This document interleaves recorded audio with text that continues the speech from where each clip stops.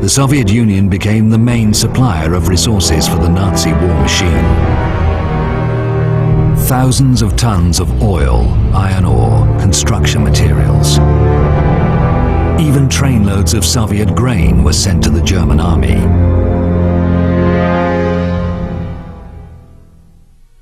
Soviet citizens were starving, but their government was sending food to Hitler.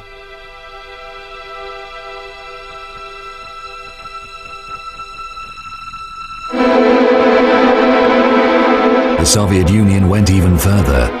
It persuaded the communist parties of Europe to sabotage the resistance movement and to support the Nazis.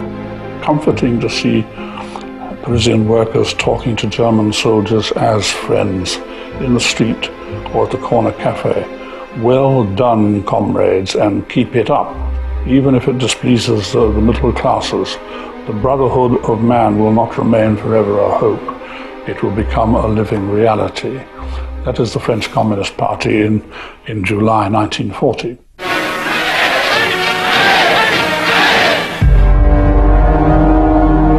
Communist Party say today that they were resistant well before the June 1941 when Soviet Union was attacked. In fact, they were in fight with the Maréchal Pétain's government more than the German.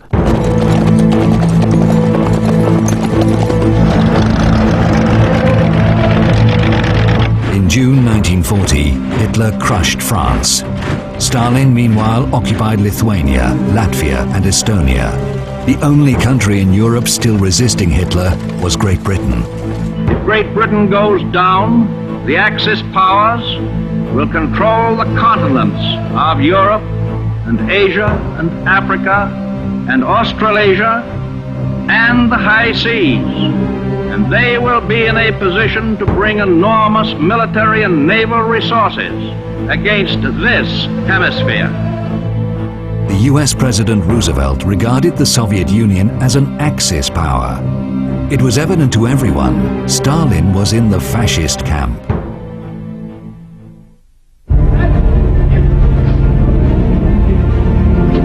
The Soviet Premier Molotov went to Berlin to discuss the post-war world order.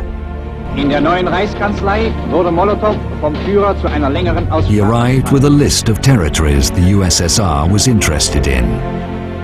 While Hitler and Molotov were discussing it, the other Soviet comrades enjoyed the company of Goebbels, who must have talked about the advantages of Nazism, because it was the Soviet Premier Molotov and not Goebbels who warned the West not to fight Nazi ideology. More than that, in his address to the Supreme Soviet in the Kremlin, Molotov declared that fighting Nazi ideology was actually a crime. It was published in all the largest Soviet newspapers. Later, that page will disappear from the public libraries of the USSR, along with many other pro-Nazi statements of the Soviet government. But why was fighting Nazism a crime in the Soviet view? Because mass killings and concentration camps were based on that ideology. Work makes you free. The Nazi camps. Work is an honor. The Soviet camps. If someone wanted to fight the ideology behind it, he would end up fighting the Soviet regime too. Molotov knew it. After all, he was the one who personally monitored the extermination of 7 million Ukrainians. Himmler monitored extermination of Jews. Both men agreed that for the common good, certain groups simply needed to be killed.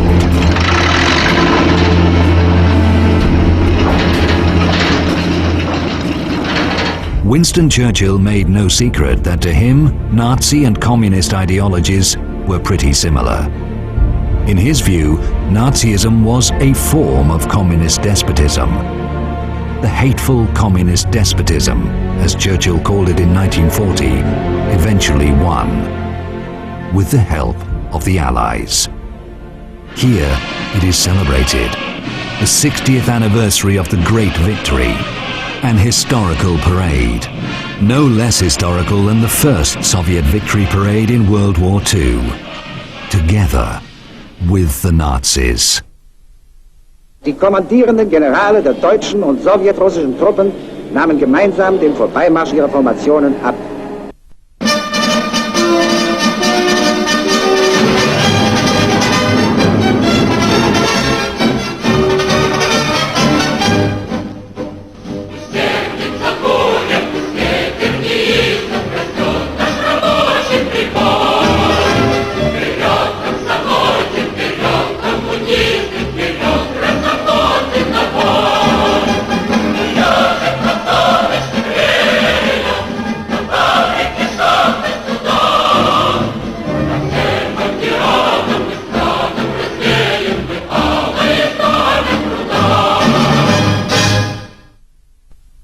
The Soviets never emphasized that they were parading under the Nazi flag.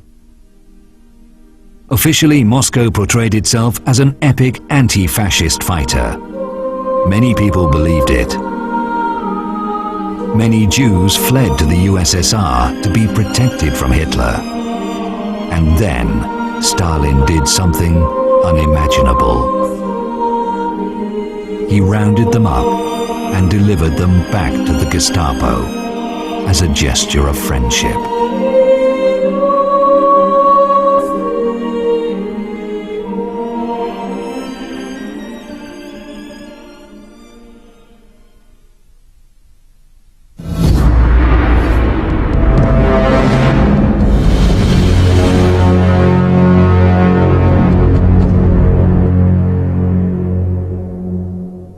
Take a look at this footage again.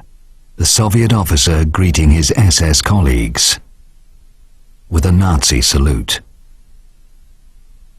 The Nazi SS and the Soviet NKVD, the Stalin security police, cooperated very closely. Archive documents reveal the enormous scale of this cooperation. Lists and lists of German communists and Jews which Soviets were delivering to the Nazis. December 1937, April 1938, May 1938, November 1938. Most of these people perished in Nazi concentration camps. But the SS-NKVD partnership was not limited to the extradition of common enemies. NKVD was training Gestapo. The Soviet machinery of terror had been operating for 20 years before the Nazis even started. Делегация германских гестапо, СС приезжает в Советский Союз учиться, как строить концлагеря. Посещали концлагеря, как это нужно, как огораживать, как ставить. The Soviet officers, in turn, went to Nazi-occupied Krakow to meet with their SS colleagues. The Jewish question was high on the meeting's agenda. Soviet officials coordinated the deportation of Jews personally with the SS Brigadeführer Otto Wächter, one of the masterminds of the Holocaust. He moved the Jews to the Krakow ghetto and later arranged their extermination in gas chambers. The fact that the Soviets collaborated with the SS is not denied by Russia anymore. What is still denied is that this collaboration was based on a written agreement. На немецком языке, да? Открой, пожалуйста. Вот подпись Берии. Это на немецком языке, да? Волмахт, что-то. Совершенно секрет. Перевод с немецкого языка. Рейхсфюрер СС, начальник Главного управления безопасности, Берлин, 3 ноября 1938 года.